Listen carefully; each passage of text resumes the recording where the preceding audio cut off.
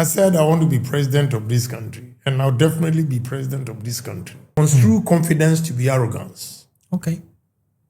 Confidence, they misconstrue confidence to be arrogant. Even if you don't blame here, I can sleep.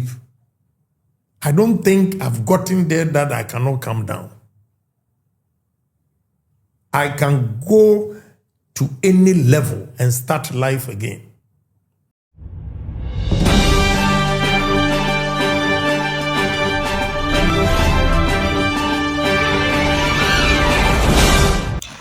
For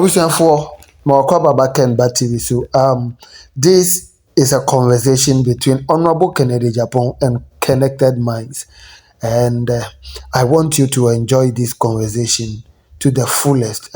Honorable Ekan Sembebre Noa and Audituja or podcast team Utiena Supemna Ufaba Wumwa Mijidi se Ebebwa na abua business wise, and then abrabon fa babia ebebo nso amawe hu nipa yadina chinu Honorable Kennedy Ohene Japan ebebo amawe hu se oyobi osefata se odigana enim na obeyo mampania obetimi abua na odigana esiye min semre no. Sit back and enjoy the conversation to the fullest. Honorable, I want to test your knowledge in your own business because I know you have a few ventures, so I would love you to, all the businesses through which you are employing over 7,000 people in the country. Can you take me through some of the names, if you remember them? Yeah, I can take it. Okay. When you go to the media, you have the Ken City Media. Yep. You have Net2 TV, Oman FM, Ash FM, and NAP Radio. Okay. When you go to the coastal, you have Asempa, Adishiman, Adipa, Agbinepa. That gives you 61,000 tons.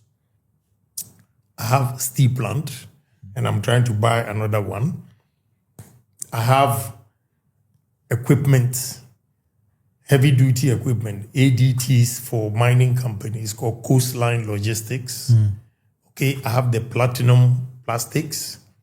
I have companies that deals with electricity, cables, street lights, and all those things. Hibis, Magnolia, Cactus, all of them are there. But you might not even know that is for me.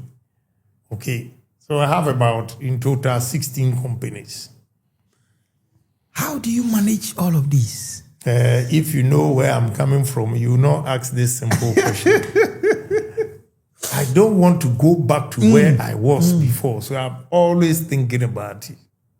Wow. You know, thinking about the business. Wow. Thinking about the business. You know. I kind of have the answer to this question, but I still want to ask you because coming from you would be much better. What legacy do you want the young and the average Ghanaian to remember you for? Legacy. There was one politician who was a businessman that created job opportunities for the youth of his country. Wow. That's a beautiful one. The next question is there anything that I could have asked you that we can still discuss in terms of business and entrepreneurship that I haven't, but you still think we can talk about? Well, I think I've spoken at length. I've exhausted it. Maybe another time if you think of something else. But I only want to give you how you're going to be. I started with we call it 7 strategies. Okay, to be a successful businessman. You should have a vision, courage, integrity, humility, foresight, dreams, and cooperation. But don't you think there are two aspects to this? For example, Donald Trump was given some money. Okay. Dangote came from a very good family. Okay. These two people have still been able to do very well for themselves. So how come you still see people who come from affluent families? They don't do great. In fact, I think majority of them don't do great. But you still have people that come from them that still do great. What's the difference? Yeah, the difference is, the mere fact that, let me use my son as an example. Kenneth now is not doing badly. look at his age and what he's doing now. But I have to inculcate discipline into, in him. Because initially, he would have been a wayward if I had not been strict. It got to a point where he even told his friends that he doesn't think I'm the real father. Because he wanted to be solely headed. But what I have gone through, I will not allow my children to misbehave. If you misbehave, I'll cut you off. Because my success or wealth doesn't come from inheritance. It's out of hard work, struggle, God's blessing that's taking me there. So I will not allow any of my children to misbehave. I will punish you well. I'm strict. No. But with the question of Dangote and the rest, they are exceptional. Okay. It doesn't necessarily mean that if you inherit something from your parents, you cannot build on it. No, it's a jump. Trump took money from his father. He's built on it. Yeah, so it doesn't necessarily mean that you should struggle before you get your wealth or anything. No. But why most of the successful people or the rich people, their children fail is that they do not go through hardships. So when they inherit it, they don't even know how their parents struggled to get that far. Right. Okay? So they become solely headed. And especially in Africa here, the problem we have is why I took my daughter there. I wanted to appreciate. She's a 13-year-old girl. I said, you're staying home, always on TikTok, watching, I said, come on, go there. Go and see how I work hard to make the money. Now, the problem with the rich people and their kids are that, for instance, in Ghana here, they will take their children to Oxford, Cambridge, Yale, Harvard, and they'll be proud to say that, oh, my son or my daughter from Yale or Harvard or Oxford. But in business, the experience you acquire in business, the hardships you go through, the challenges you face, you don't find it in the books in the classroom. Talk to me. Okay? You don't find it in the books or in a classroom. So with this experience, if your child graduates from Harvard and comes to work, and you don't let him go through the ranks, it might not work. And when Kenneth came, he started working with the security guards, then worked department by department. And because of that, in the TV area, say, when it comes to the media, he knows almost everything. Okay. Because I took him, this department program, go and work with them, do this with the producers, do this with the anchormen and all those things. And today they are doing the plastics. We went to a meeting trying to acquire a new business again. You have to get them involved. In most cases, the successful people, their children, tend to fail or lose because they are solely headed and they don't even check them. So today we live in a country where we have a youthful population. As a matter of fact, the entire Africa, more than anywhere in the world.